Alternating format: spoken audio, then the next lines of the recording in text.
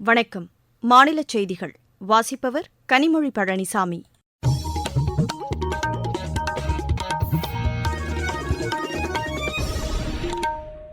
தலைப்புச் செய்திகள். நாட்டின் வளர்ச்சியை 3 மடங்கு உயர்த்துவதற்கான முயற்சியை பிரதமர் திரு நரேந்திர மோடி எடுத்து வருவதாக மத்திய அமைச்சர் திரு பியூஷ் கோயல் தெரிவித்துள்ளார். 2047ஆம் ஆண்டுக்குள் இந்தியா வளர்ச்சி பெற்ற நாடாக உருவாகும் என்று தகவல் ஒலிபரப்புத்துறை இணையமைச்சர் டாக்டர் எல். முருகன் கூறியுள்ளார். 2023ஆம் ஆண்டுக்கான பட்டய கணக்காயர் பட்டமளிப்பு விழா சென்னை உள்ளிட்ட 13 நகரங்களில் இன்று நடைபெற்றது. தமிழகத்தில் அடுத்த 5 நாட்களுக்கு மிதமான மழைக்கு வாய்ப்புள்ளதாக சென்னை வானிலை ஆய்வு மையம் தெரிவித்துள்ளது.